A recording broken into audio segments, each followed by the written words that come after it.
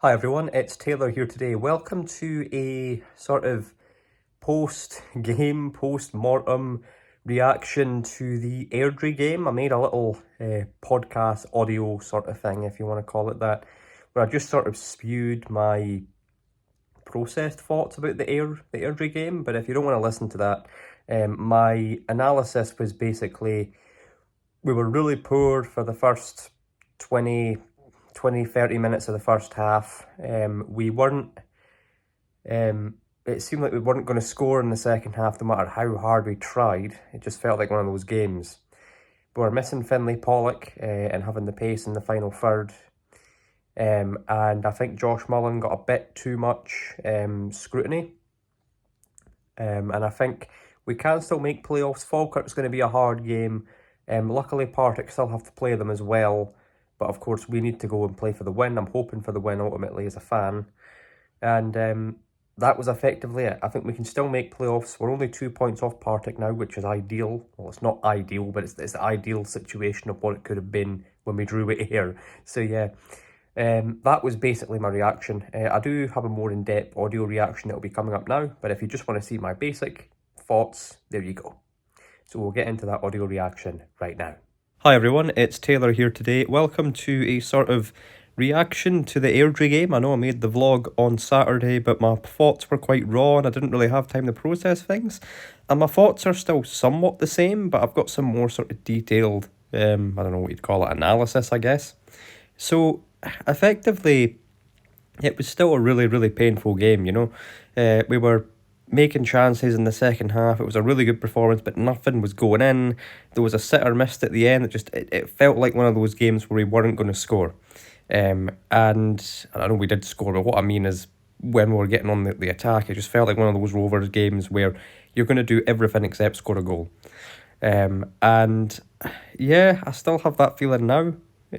But I think the way some fans, even myself at the weekend, were thinking and talking and stuff was maybe a bit overdone. Like especially around Josh Mullen.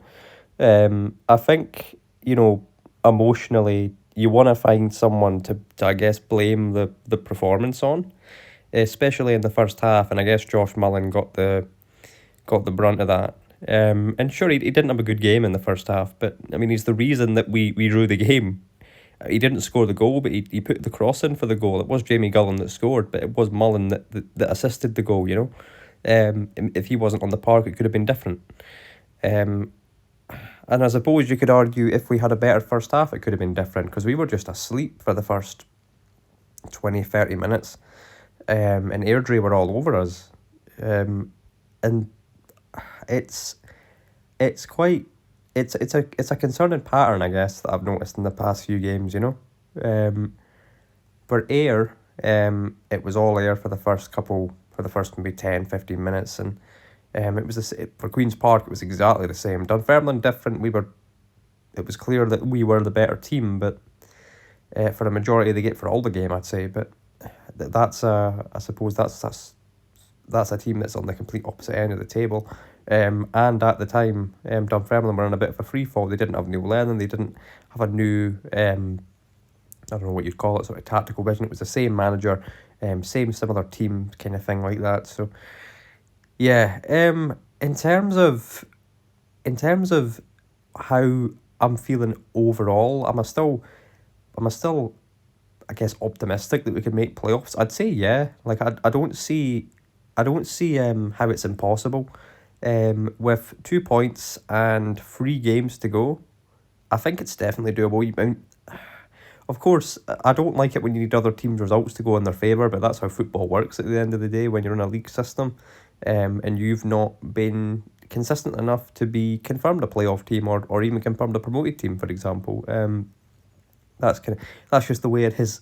But yeah, I think overall we were definitely missing Finlay Pollock. I can say that we were missing the pace.